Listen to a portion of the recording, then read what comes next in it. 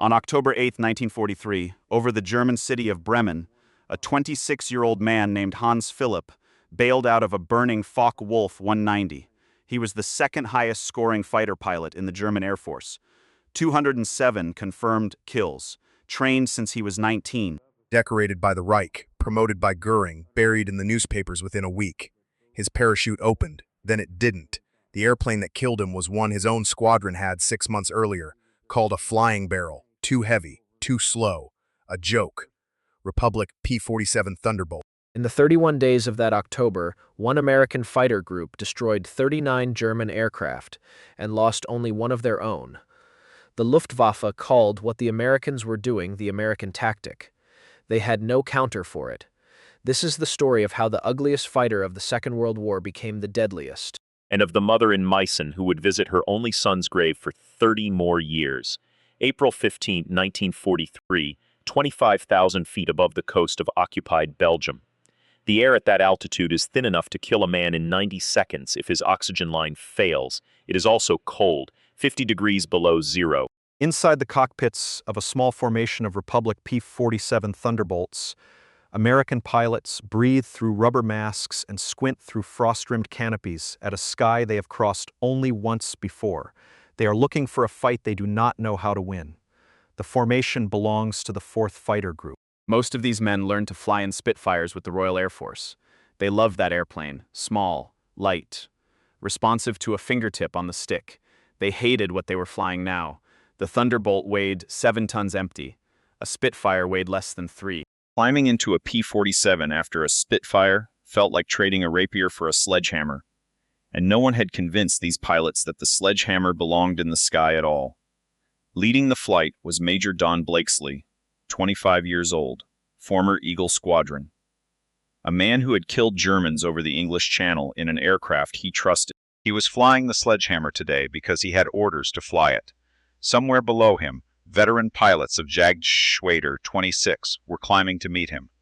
Between them and Blakesley lay a distance of 90 seconds and 2 entirely different theories of war. The Germans knew the Americans were coming. They had watched the P-47 program from a distance for 18 months. Intelligence reports described the aircraft as absurd. A single-engine fighter weighing as much as a light bomber, an engine the size of a wine barrel, a cockpit large enough for a man to stand inside. German pilots who studied the specifications did not laugh. They shrugged. Whatever the Americans were building, it was not built for the kind of combat that had defined European skies since 1939. Combat over Europe had one shape. You turned, you climbed, you turned again. The pilot who could bring his guns to bear 1 second faster killed the pilot who could not. Every fighter design in the Luftwaffe reflected this truth. The Messerschmitt Bf 109 was small and quick. The Focke-Wulf 190 was small and quick and vicious. Both aircraft had been sharpened for 4 years against Poles and French and British pilots. And thousands of dead men in 3 countries had certified the correctness of the design. Blakesley saw them first, a cluster of dots rising from the direction of Ostend. He called them out over the radio. His voice was flat. The dots resolved into Focke-Wulf 190s, climbing hard, still below him, still unaware of the American formation. Blakesley pushed his stick forward. His Thunderbolt tilted its enormous nose toward the earth and began to accelerate. What happened next lasted less than 3 minutes. Blakesley got a Focke-Wulf in his sights, held the trigger, watched pieces of the German fighter tumble away, and pulled up. He had scored the first P-47 kill in history. Behind him, the rest of the American formation dissolved into confusion. Radios failed. Aircraft got separated.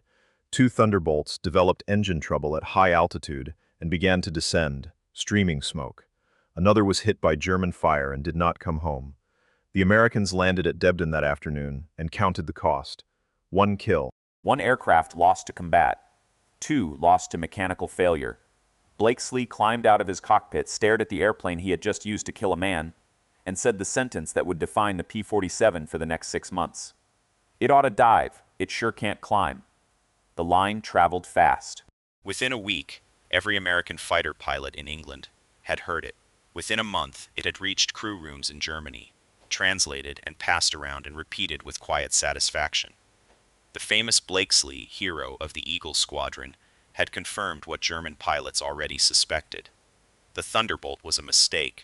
To understand why the Thunderbolt existed at all, you have to understand a man named Alexander Kartveli. He was 47 years old in the spring of 1943. He had been born in Tbilisi, in the Caucasus Mountains, in a country that no longer existed. He had studied engineering in Paris and moved to New York in the 1920s with a suitcase and no English. By 1940, he was the chief designer at Republic Aviation on Long Island. He wore a suit to the drafting table. He worked in silence, and he did not believe that lightness was the answer. Kartveli looked at the war in Europe and saw something other engineers missed. Aerial combat was climbing. Faster engines meant higher altitudes. Higher altitudes meant thinner air. Thinner air meant that everything a fighter did, turning, climbing, diving, happened at speeds no one had planned for. The Spitfire was a masterpiece for the war it was designed to fight. It was not built for the war Kartveli saw coming. So he built something else. A fuselage wrapped around the largest air-cooled radial engine available in the United States. A turbo supercharger tucked into the tail to keep that engine breathing at 30,000 feet. Wings thick enough to house 850 caliber machine guns. Structural steel where other designers used aluminum. The finished aircraft weighed 7 tons empty and could carry another 2 tons of fuel and ammunition. Republic delivered the first P-47Bs in 1942. The pilots who received them were not grateful. In New York and Connecticut, the 56th Fighter Group broke airplanes and killed pilots learning to fly the machine. Some of the accidents were mysterious. A Thunderbolt would dive from 30,000 feet during a training run and never pull out. Investigators found wreckage strewn across a mile of American farmland. They did not yet understand that the P-47's dive was so fast. Its propeller tips approached the speed of sound and shattered under the stress. The commanding officer of the 56th was a 28-year-old former combat observer named Hubert Zemke. He had watched the Battle of Britain from an RFAF airfield. He had instructed Soviet pilots in the P-40. He was the son of German immigrants from Missoula, Montana, and he spoke enough German to read Luftwaffe technical manuals. Zemke did not like the P-47 either. He wrote later that the airplane accelerated poorly, climbed poorly, and disappointed him at every stage of his introduction to it. His group arrived in England in January 1943. Their aircraft arrived 2 weeks later. They flew their first combat mission on April 13. 2 days after that, Blakesley's flight met the Focke-Wulfs over Belgium, and the reputation of the Thunderbolt was set in cement. But there was a problem with the reputation. It was based on a single afternoon of combat and a single line spoken by a tired man climbing out of a cockpit. And it did not account for the war that was actually coming, because the war that was actually coming would not be decided by turning fights over the English Channel. It would be decided over Germany. At altitudes that no Spitfire could reach, on missions that no Spitfire could fly, against a Luftwaffe that would soon be forced to defend the industrial cities of the Reich, against 1,000 bomber raids in daylight, and would have to send its best pilots up through freezing air to intercept formations of B-17s stretched across 50 miles of sky. The Americans had a theory about how those raids would work. The theory had a name. It was called self-defending bombardment, and it said that if you flew enough B-17s in tight enough formation, with enough machine guns bristling from enough turrets, no fighter in Europe could stop you. The theory was wrong. By the summer of 1943, it was already killing Americans in numbers the public back home would not learn about for another year. Bomber crews took off from East Anglia at dawn and did not come back. 20 aircraft lost on a single mission. 60. The B-17s could not defend themselves. The Spitfires that escorted them could barely reach the Dutch coast. The P-38 Lightnings that were supposed to solve the range problem were being pulled to North Africa. And the Thunderbolts, the mocked Thunderbolts, the 7-ton disappointment that could not climb, were the only fighters in the theater with the endurance to escort a bomber more than 100 miles into German airspace. On June 26, 1943, over Forges-les-Eaux in occupied France, this contradiction produced a story that no one on either side knew how to interpret. A 23-year-old lieutenant named Robert Johnson was flying one of his early combat missions when Focke-Wulfs of Jagdgeschwader 26 caught his flight from above. Johnson had ignored a call to brake. A cannon shell exploded behind his cockpit, his canopy jammed, his hydraulic system failed, his instrument panel filled with smoke. He tried to bail out. The canopy would not open. He tried to fly.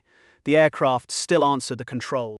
Bleeding from his face, half blind, sitting inside a thunderbolt that was streaming smoke from every seam, Johnson turned west and began flying toward England. A Focke-Wulf found him over the French coast. The German pilot moved into position behind Johnson and fired. 20mm cannon shells and machine gun rounds struck the P-47 across the fuselage and wings. Johnson counted the impacts by feel. When the German ran out of ammunition, according to Johnson's later account, he pulled alongside the American aircraft, close enough to see the pilot's face. He stared for a long moment. Then he saluted. Then he flew away. Whether the salute happened exactly as Johnson remembered it, no German pilot ever came forward to confirm. But the airplane spoke for itself. Johnson landed at an airfield in southern England with more than 200 bullet and cannon holes in his Thunderbolt. Mechanics counted them. They photographed the airplane. They shook their heads at what they saw. Johnson himself walked away with cuts on his face and a story he would tell for the rest of his life. The story reached Zemke that evening. Zemke understood immediately what it meant. The Thunderbolt had absorbed damage that would have destroyed a Spitfire 10 times over. The airframe was not a flaw. It was information. It was telling him something about the aircraft he had been ordered to fly. He did not yet know what to do with the information. Neither did the German pilot who had flown away over the channel. Neither did the Luftwaffe intelligence officers who would eventually receive his after-action report. Neither did anyone in the 8th Air Force headquarters who read Johnson's debrief and filed it and moved on to the next casualty list. The data existed. Nobody read it as doctrine. Summer passed. B-17 losses mounted. The Thunderbolt kept flying escort missions that ended over and over with the same pattern. American fighters engaged German fighters. American fighters tried to turn with German fighters. American fighters died. In the crew rooms at Halesworth, 29-year-old Hubert Zemke sat with maps and after-action reports and began to work through a problem that no one had asked him to solve. He was not a natural pilot. He was a natural mathematician. He had watched enough combat in enough aircraft to understand that fighter design was not a matter of taste, it was a matter of physics. And the physics of the P-47 said something very specific, if you were willing to listen. The aircraft could not turn. Fine. Then stop turning. The aircraft could not climb. Fine. Then start above the enemy. The aircraft could dive faster than anything in Europe. Then use the dive. Zemke did not yet have a doctrine. He had the beginnings of one. And he had a group of pilots who were still in the summer of 1943 being killed by Focke-Wulfs and taught by their own commanders to fight in ways the Thunderbolt could not sustain. He also had, whether he knew it or not, less than 4 months before the mathematics of the P-47 would collide with the mathematics of the Luftwaffe in a single month over northern Germany. And on the German side of that collision, a 26-year-old officer named Hans Philipp already commanded Jagdgeschwader 1. He had 203 confirmed victories. He was the second highest scoring fighter pilot in the German Air Force. He had 6 months to live. October 1, 1943. A ceremony at the headquarters of Jagdgeschwader 1 in northern Germany. 26-year-old Hans Philipp stood at attention, while a superior officer pinned the insignia of Oberstleutnant to his collar, Lieutenant Colonel. The rank came with a war that had begun to eat its own veterans. Philipp was the only child of a single mother from Meissen, a porcelain town in Saxony that had produced fine china for 200 years. His mother Alma had raised him alone on very little money. He had joined the Wehrmacht in 1936 because it offered a future no other institution. In Germany offered a boy of his background. He was, by that autumn, the second man in the Luftwaffe to pass 200 victories. Most of his kills had come on the Eastern Front, over frozen rivers and burning villages, against Soviet pilots who were still learning to fly the airplanes their government could give them. Now his war had changed. He commanded fighters against the 8th Air Force. His enemies were no longer boys in obsolete yaks. They were factory workers from Detroit and Pittsburgh, flying machines their country had built by the tens of thousands. Protected by fighters he did not yet know how to kill. 3 days after his promotion on October 4th, an order came down from Reichsmarschall Hermann Göring. The order was later summarized by German fighter historians who had seen the original text.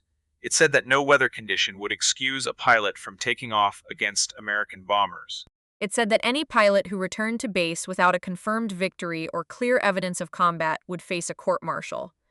It said that if a pilot exhausted his ammunition, he was to ram the enemy aircraft. Göring was 50 years old. He had not flown a combat mission since 1918.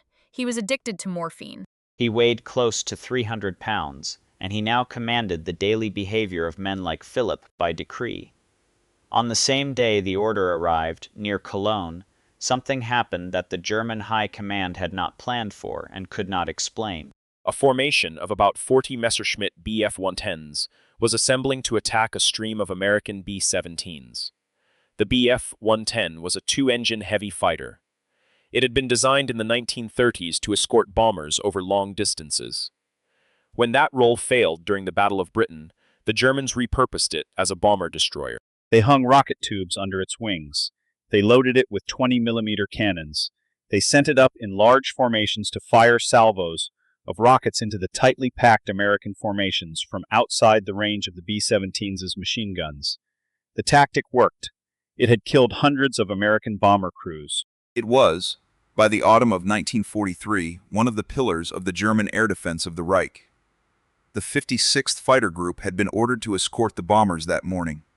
They were at 30,000 feet. The Bf-110s were below them, still climbing into firing position. The Germans did not see the thunderbolts. They were focused on the bombers. 29-year-old Hubert Zemke looked down at the formation and understood the situation with the clarity of a man who had waited months to see it. The Bf-110 was a large twin-engine aircraft. It could not turn quickly.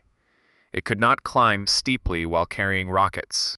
And it had committed itself to a flight path that assumed no American fighters would be present at 30,000 feet. Zemke pushed his nose down. The thunderbolts followed. The 56th Fighter Group dove out of the sun at speeds above 400 miles an hour. Their combined firepower tore through the German formation. Bf-110s came apart in the air. Some of them lost engines. Some of them lost wings. Some of them simply dropped, trailing smoke and pieces of metal toward the fields of the Rhineland below. About 15 were destroyed in a matter of minutes. Not a single thunderbolt was lost. The B-17s continued to the target. They were not molested by fighters that day. The doctrine of the bomber destroyer, the pillar of the German defense of the Reich, had collapsed in the space of a single interception. The Luftwaffe would not rebuild it. There was no time. 4 days later, October 8, 1943, 156 American bombers took off for Bremen and Vigesack. More than 250 P-47 Thunderbolts from 6 fighter groups escorted them. Among the escorts were the pilots of the 56th, again led by Zemke. Rising to meet them were the fighters of Jagdgeschwader 1. Leading Jagdgeschwader 1 was Oberstleutnant Hans Philipp, now 7 days into his new rank. Philipp took off from a Luftwaffe airfield at 1411 that afternoon. His wingman was a young non-commissioned officer named Feldwebel Hans-Günther Reinhardt. Philipp flew a Focke-Wulf 190A6, marked with the red numeral 6 on its fuselage. The aircraft carried the factory number 530407. It had been built by a Focke-Wulf plant that itself would be bombed within the year. Over Bremen, the formations converged, American bombers in tight boxes, American fighters above them, German fighters climbing from below. The sky filled with contrails and gunfire, and the small tumbling shapes of aircraft coming apart in the freezing air. Philip made contact with the American escorts. He radioed a victory over a thunderbolt, somewhere over northern Germany, at some altitude that was never precisely established. An American P-47 fell out of the fight after Philip's pass. His 207th confirmed kill, his last. Then the German transmissions record one more sentence from his aircraft, a command to his wingman to attack. It was the final message he sent. What happened in the next minute is not perfectly documented. Feldwebel Reinhardt saw his commander's Focke-Wulf disappear into a cloud. Reinhardt himself was then struck by another aircraft in the chaotic combat and made a forced landing. That evening, When the reports were tallied at the WW1 headquarters, one aircraft was missing. Its pilot was the Commodore. He had bailed out. His parachute did not open. The victory was later credited by American records, with the qualification of belief rather than certainty, to 23-year-old Robert Johnson of the 56th Fighter Group. Johnson was the same man who had, 3 months earlier, brought home the Thunderbolt with 200 holes in it. He had learned since then how to fight the aircraft the way it wanted to be fought. He had climbed above the enemy. He had dived. He had fired his 8 machine guns for a single second. He had zoomed back to altitude. He had, without knowing it that afternoon, just killed the second-ranking fighter ace of the German Air Force. The news would not reach him for weeks. When it did, he did not celebrate. Combat pilots learn early not to think about the men on the other end of the guns. The Wehrmachtbericht, the official daily communique of the German armed forces, announced Philipp's death on October 12. It described him as one of the outstanding fighter pilots and formation leaders of the war. It did not say who had killed him. It did not say what aircraft had killed him. The German public was not told that the pilot who had killed Hans Philipp had been flying the 7-ton airplane that German fighter pilots had, only months earlier, been calling a flying barrel. The funeral took place at the Trinitatisfriedhof in Meissen on October 14. Philipp's coffin was draped in the German war flag. His decorations were displayed on a velvet cushion at the entrance of the town hall. His mother Alma stood beside his fiancée and other members of the family. A senior general delivered the eulogy. Officers of the Luftwaffe formed an honor guard. Meissen was 300 miles east of Bremen. It was a small city. In its cemetery, Alma Philipp watched her only son lowered into the ground. On the same day as the funeral, October 14, 1943, 650 miles to the west, the 8th Air Force launched its second raid on the ball-bearing factories of Schweinfurt. The Germans had spent 2 months preparing for this raid. Every fighter they could muster went up. The Americans sent 291 B-17s. They lost 60. 600 American airmen were killed or captured in a single afternoon. The mission became known as Black Thursday. It was, at the time, the worst single-day loss the 8th Air Force had ever suffered. And this is the point at which the story becomes almost impossible to explain to anyone who was not there. Because in the same month, October 1943, 2 things were true at the same time. The 56th Fighter Group destroyed 39 German aircraft while losing only 1 of their own. In their crew rooms, in their bar at Halesworth, they were beginning to understand that they had found something. Their P-47s, the airplanes their bomber crews had once mocked, were winning every engagement they entered. And at the same time, at the strategic level, the American daylight bombing campaign was collapsing. Bomber losses were unsustainable. The chief of the 8th Air Force, General Ira Eaker, was under quiet pressure from Washington. Some senior officers argued the campaign should be suspended until long-range escort fighters arrived. The Luftwaffe was not being beaten. It was killing Americans faster than America could replace them. Both statements were true. The mathematics of a single fighter group had begun to work. The mathematics of a bombing campaign had begun to fail, and the same month contained both facts. Zemke understood the paradox. He also understood something else. The 56th Fighter Group's success was still a squadron-level phenomenon. It was still, in October 1943, dependent on his personal supervision, on tactics he had not yet written down, on habits of altitude and discipline that he had not yet taught to any other American fighter group. If the doctrine remained inside his head, it would die with him. He began to write it down. Meanwhile, on the other side of the front, the same problem was being studied from the opposite direction. On November 10, 1943, at a Luftwaffe test facility called Rechlin, a 29-year-old test pilot named Hans-Werner Lersch climbed into the cockpit of a captured P-47. The aircraft had been forced down more or less intact somewhere over occupied Europe. German mechanics had repaired it, applied Luftwaffe markings to its fuselage, and nicknamed it Beetle. Lersch's job was to fly it, to take it apart in the air, to write a report that would explain to the German fighter community what they were actually facing. Lersch was one of the finest evaluation pilots in the Luftwaffe. He had flown captured Spitfires and Hurricanes. He knew what he was looking for.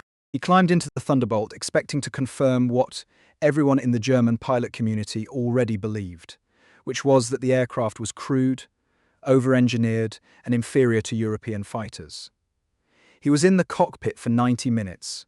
He came out with a report that contradicted the beliefs of his own service. The cockpit, he noted, was not oversized because of American incompetence. It was oversized because a pilot could sit in it for 8 hours and still fight at the end of that time.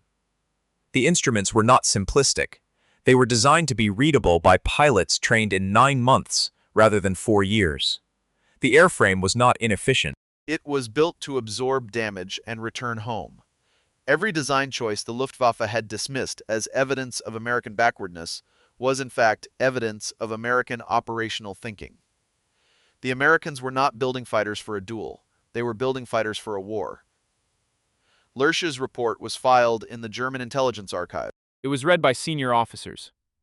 It changed nothing about the aircraft the Luftwaffe was flying, because the Luftwaffe could no longer change what it was flying. It could only lose the pilots who flew what it had. By the time Lersch finished writing, Hans Philipp had been dead for 33 days. His mother Alma was still returning to the cemetery. His wingman Reinhardt was still recovering. His aircraft, the Focke-Wulf 190A6 with factory number 530407, was scattered across a field somewhere in northern Germany. And in England, in a Nissen hut at Halesworth, 29-year-old Hubert Zemke had finished the first draft of a document he did not yet know how to distribute. It was a set of tactics for flying an airplane most people considered a failure. It was a series of arithmetic problems that added up to a war he had, until October, not been sure he could win. He needed the rest of the 8th Air Force to read it. He needed the Republic aviation engineers on Long Island to solve one more problem. And he needed the winter of 1943 to pass without another disaster like Schweinfurt. None of these things were guaranteed, but the doctrine was on paper now, and the men who could turn it into a weapon were about to gather at an airfield in eastern England for the coldest meeting of the American Air War. December 8, 1943, Kingscliff Airfield in Northamptonshire, England. A dining hall converted for the occasion. The heaters worked poorly. The men who filled the room kept their leather jackets on.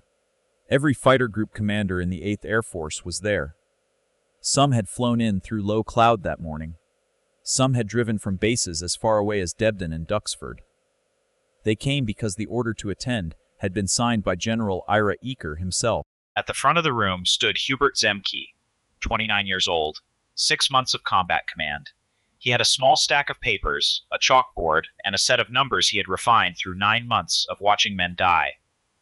He did not use rhetoric. He was not a rhetorical man.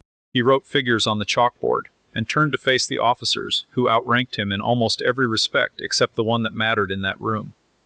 He told them the P-47 could not turn. He told them to stop teaching pilots to turn. He told them the airplane could dive faster than anything in Europe, and that this fact, and this fact alone, was the doctrine. Altitude was money. Height became speed. Speed became position. Position became a burst of fire, and then the pilot climbed away before the enemy could respond. He was to make one pass. He was not to fight. If he fought, he would die. Some of the officers in that room resisted. They had spent their careers teaching young men to dogfight. They had trained pilots to trust the stick, to feel the aircraft, to close with the enemy and win by nerve. Zemke was telling them that everything they had taught was wrong. For the airplane the 8th Air Force was flying, he was telling them that discipline mattered more than instinct. Some of them believed him. Some of them did not. The ones who did not would eventually watch their casualty lists teach them the same lesson. Zemke left Kingscliff that night and drove back to Halesworth in the dark. He had done what he could. The rest depended on other men. Some of those men were engineers. 250 miles across the Atlantic, at Republic Aviation on Long Island, teams of designers had been working on the one problem that Zemke's doctrine could not solve on its own. The P-47 could win the fights it entered, but it could not fly far enough to reach most of them. The internal fuel capacity of the P-47 was 305 gallons. The combat radius that resulted was too short to escort bombers into central Germany. The Republic engineers began building drop tanks, then larger drop tanks, then pressurized drop tanks that would feed fuel at high altitude. By early 1944, they had produced a design that added external tanks capable of holding another 150 gallons of fuel. A fully loaded P-47 now weighed 9 tons at takeoff. It needed every foot of a British runway to get airborne, but its combat radius had extended from 230 miles to 425. Berlin was 510 miles from the English coast. The mathematics were tightening. February 20, 1944. The first day of what 8th Air Force planners had labeled Big Week. 941 bombers took off in the pre-dawn dark. Targets spread across the aircraft factories of Germany. The 56th Fighter Group flew with them. On the first day, the P-47s escorted bombers to Leipzig, 400 miles inside enemy territory. On the second day, they went to Brunswick. On the third day, Regensburg. On the fourth, Augsburg. On the fifth, Gotha. On the sixth, Schweinfurt again. 6 days, 6 missions. 6 penetrations of German airspace, deeper than anything the 8th Air Force had attempted in 1943. The Luftwaffe rose to meet each of them. The Luftwaffe lost each of them. The German fighter force could no longer absorb the losses it was taking. Trained pilots were being killed faster than the Reich could replace them. Aircraft could be built. Men could not. At the end of Big Week, American planners looked at the numbers and understood that something had cracked. Not the campaign, the other side. Then came March 6. The mission was Berlin. 660 B-17s, 673 escort fighters. It was the deepest bomber mission the 8th Air Force had ever launched. Every previous attempt to reach the capital had cost bombers by the dozen. Some had never even reached the target. The 56th Fighter Group crossed into Berlin airspace at 11:22 in the morning. They were the first American fighters over the German capital. Zemke was flying. He was 30 years old now.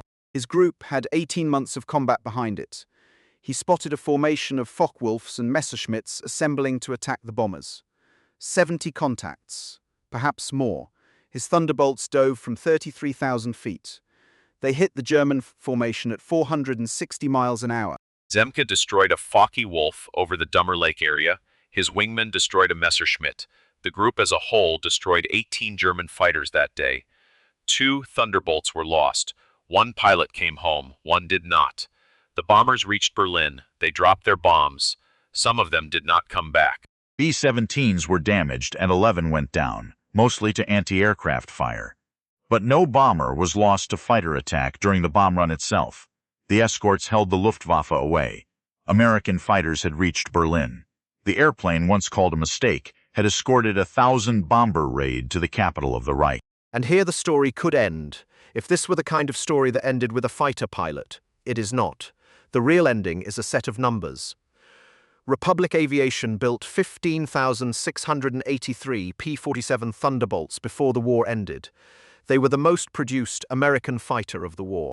They were built in factories that ran 3 shifts a day, 7 days a week, staffed largely by women who had learned to weld and rivet in the 18 months after Pearl Harbor. They were flown by pilots trained in 9 months on a curriculum written by men who had studied the failures of 1942. They were maintained by ground crews who could turn an aircraft around between missions in less than an hour. The Luftwaffe, in the same period, could not replace Hans Philipp. He had trained for years before his first combat. He had flown for years more before he was killed. Every hour of his experience was, by 1943, irreplaceable. When his parachute failed to open over northern Germany, Germany lost not just a pilot, but a body of knowledge that could not be reconstructed. The same was true of every senior Luftwaffe pilot who died in that autumn and that winter and that spring. The Reich was running out of the one commodity it could not manufacture. The 56th Fighter Group would fly for another 14 months. It would destroy 665.5 German aircraft in air-to-air combat, the highest total of any group in the 8th Air Force. It would produce dozens of Assises. It would lose men. It would train replacements. It would, by the end of the war, be commanded by a different man, because Hubert Zemke would be shot down over Germany on October 30, 1944, when his P-51's wings separated in severe turbulence, and he would spend the last months of the war in a prisoner of war camp as senior Allied officer for thousands of prisoners. But the doctrine outlived the commander. It had been written down. It had been distributed. It had been taught to men who had, in turn, taught it to men who would fly F-86s over Korea and F-4s over Vietnam. The energy management tactics that came out of Halesworth in 1943 remained valid as long as fighters had wings. At the end of the war, an interviewer sat down with a German fighter pilot named Heinz Baer. Baer had flown against Americans, British, and Russians. He had 220 confirmed victories. He had survived when almost none of his contemporaries had.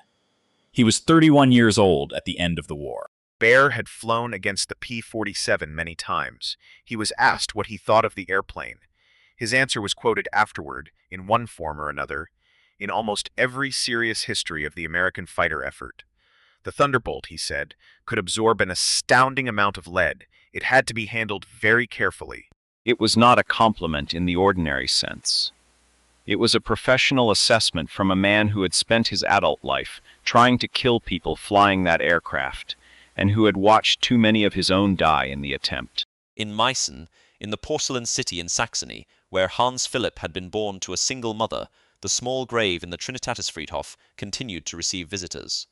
Alma Philipp came often. She had lost her only child. She was, by any reasonable measure, one of hundreds of thousands of German mothers who had lost sons in a war their country had started and lost. Her son had killed 207 men. Her son had been killed in turn by an airplane his own fellow pilots had once mocked as too heavy to fight. She lived until 1973. When she died, she was buried next to her son. The story of the P-47 is not a story about the courage of a single pilot. It is not even a story about the brilliance of a single commander.